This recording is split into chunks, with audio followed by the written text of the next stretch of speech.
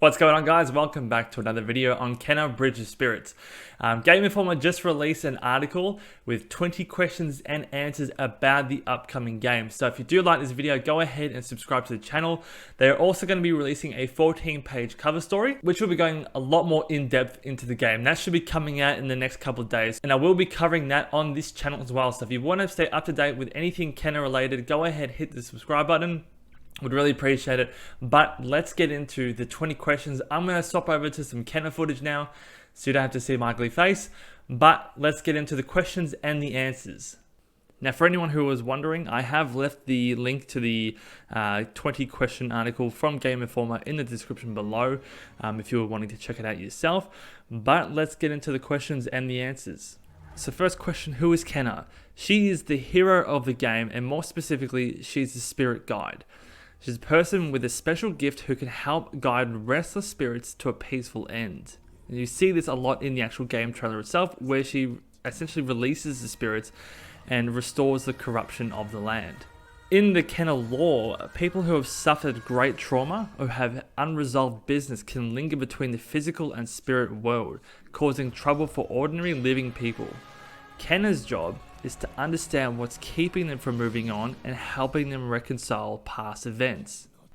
So it seems like the spirits are stuck in some kind of limbo, something is attaching them to the living world, unresolved issues or anything like that, and that's Kenna's job to help them move along. Next question, if Kenna dies, does that mean that she will then live in this limbo as a restless spirit because she wasn't able to help other spirits while she was alive? Developers responded back with, that's a good question. I have no idea how to answer that. Maybe ask something easier. It would make sense, but I guess that's looking into it a little bit too much. How do you pronounce her name? It's Kenna. So I've heard people pronounce it Kina, Kenna, now Kenna. So it's pronounced Kenna. So say it however you want. Does Kenna talk? Yes. It has been confirmed that there is voice acting which was done in the demo, and that the same voice actor actually sings on several of the songs on the game's soundtrack. So where does this game take place?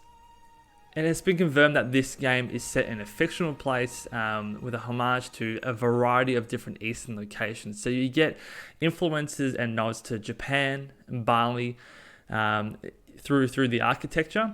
And it was also said that Kenna isn't actually from the place that the game actually takes place in. She's actually had to travel quite a long distance to get to where the game actually takes place. Next question, what's up with those little guys we saw in the trailer? They are, of course, referring to the Rot.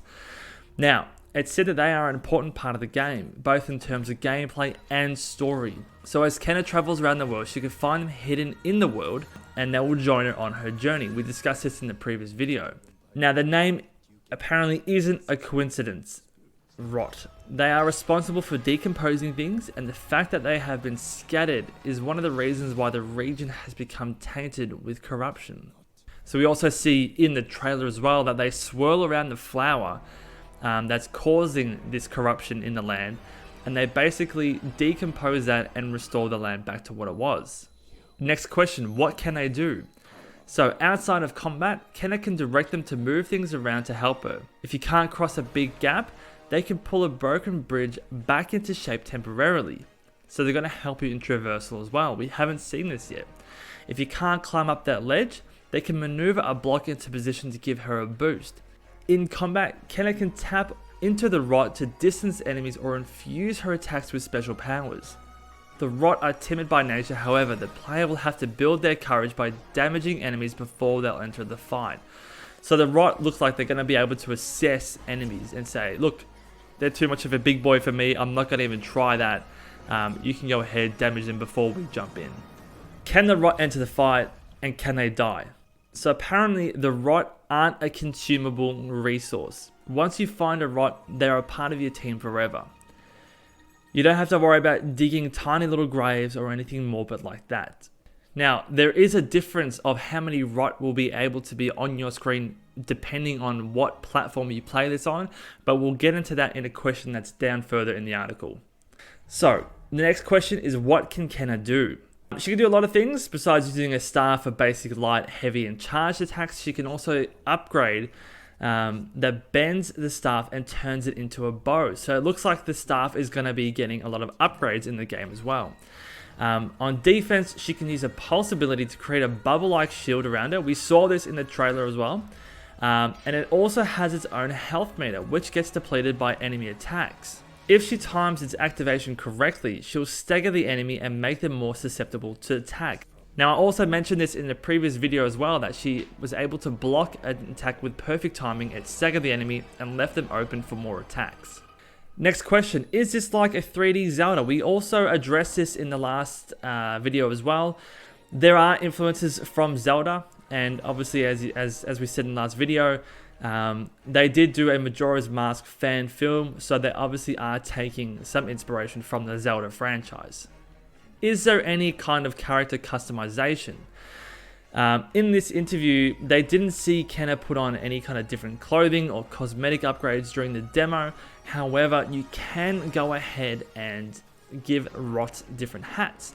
You can see in the trailer that one of the Rots has an apple on its head, an apple top on its head for a hat. Other Rots have like a hair kind of looking thing. So it does look like there is some kind of customization, especially for the Rot. Now, I did notice that in the previous trailer. I didn't want to report on it because I didn't know if it was true or not, but it has been confirmed that you can give Rot different hats. Now, these hats can be found in the world, and players can purchase hats for individual members of the Rot crew by spending gems that are also found in the world. Now, when you bring up spending in any kind of games, a lot of people first think there are microtransactions. It has been confirmed in this next question, are there microtransactions? The answer is no. So the in-game currency is purely what you find in the world around, and that will help in you buying certain character customizations within the game. The next question relates to photo mode. Now, the photo mode is something that is shared in terms of enthusiasm within the Ember Labs team. However, the studio wants to include such a mode, but they can't say whether the feature will make it in time for launch or if it's going to come in a later update. However, it looks like it might eventually come to the game at some point in time. I would love to have a photo mode in this game. This game looks absolutely amazing, so I can't wait to get into the photo mode and see what I can come up with. Next question, what engine did you build this on? This game was built on the Unreal 4 engine. An earlier prototype was built on Unity, but development shifted over to the Unreal 4. Is this an open world game? No, this is not an open world game. So in a few other interviews with the developers as well, they said that the game has open areas like a hub, but it's more focused on the story itself. There are areas to explore, and they do reward players for exploring the certain areas, but it is not an open world per se. What they describe this as is, I guess, a hub, and from there you can travel to several connected regions. Think of it of being a wide linear. There are secrets to find and things to discover off the main path, but it's not an open world game. The next question is, what is the advantage of using a PS5 over a PS4 in this game? Now, this is going back to the Rot thing that I said we'll touch on later. So, with the PS5, they can't offer a side-by-side comparison between the differences of the PS4 and the PS5 version. However, one of the biggest differences between the two consoles is the number of Rot you'll be able to see on screen at once.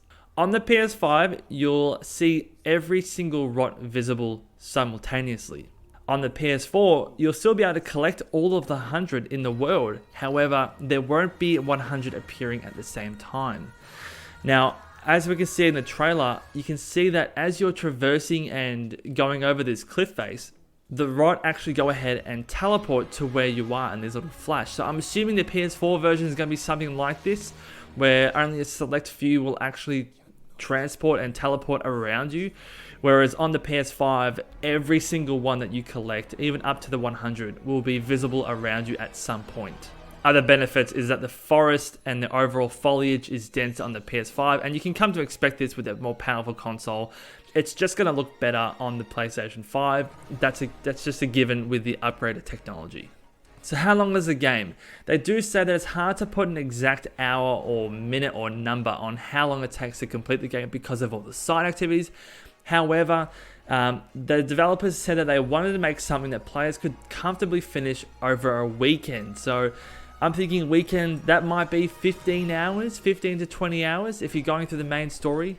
And look, now a lot of people would say that 15 hours might be quite short. Again, it hasn't been confirmed to be 15 hours. I would say it's between 15 to 20, and some people say that might be a little bit short. I would happily take a shorter game that's full of rich lore and content and a vibrant world over a game that artificially lengthens the gameplay through stupid missions or just artificial difficulties or anything like that. So how much will this game cost? It isn't going to be priced at $60. They don't know the exact price yet, but it won't cost as much as a traditional full price retail game. If you do buy it on the PS4, you can upgrade the game for free to the PS5.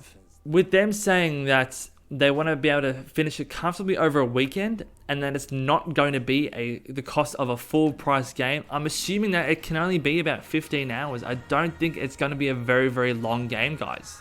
The next question is about the difficulty of the game. So, is this game going to be difficult? Is it going to be challenging? So apparently on the dev team, there are a lot of fans of the Sekiro franchise and the Soulsborne franchise. They said that Kenna isn't going to be as difficult as that. However, there is a high difficulty setting which will give players quite a challenge. Ember Labs have said that they want to make a game that families can enjoy. So whether that's going to be enjoying through the story alone or whether that's going to be through tougher battles, there's going to be something for everyone in terms of the difficulty of the game. Now the last question, are you out of luck if you don't have a PlayStation? No, as we said in the previous video as well, this game is also coming to PC via the Epic Games Store. When this game is going to be released on the PlayStation or the Epic Games Store, Ember Lab hasn't gone ahead and released a specific date yet. However, they did say that you can expect to be playing it within a few months from now. Now, in my previous video, I did say that I'm tipping a release date of mid-November. The reason why I say mid-November is because it's a few months from now. It's basically the middle of September now. And when you give a release date of around the middle of November, that's about a month and a half away from Christmas time. So people can have time to save up for gifts and Christmas presents. It's the end of the year. There might be some sales in retail. So releasing it around the early to middle of November, it's going to be a good time. And now it is rumored that the new PlayStation 5 is going to be releasing around that same time as well. The new Xbox Series X has had a confirmation date of November release as well. So I can only assume that PlayStation 5 will be releasing then. So based on that assumption as well, I can only assume that Kenna Bridge of Spirits will be releasing around that same time as well, possibly for a day one launch title. So I can only hope that it's going to be around that time, which means that we're only going to be about a month and a half away from actually playing this game. So guys, those are the 20 questions. Let me know if you knew any of those. Let me know if you're surprised by anything. Let me know if you're disappointed by any of those facts. Again, I will leave that Game Informer link in the description below if you want to check out the article yourself. I really do appreciate the support on these last few videos we're making. I can't wait to play this game. And if you do appreciate these videos, please go ahead, like, comment, subscribe to the channel.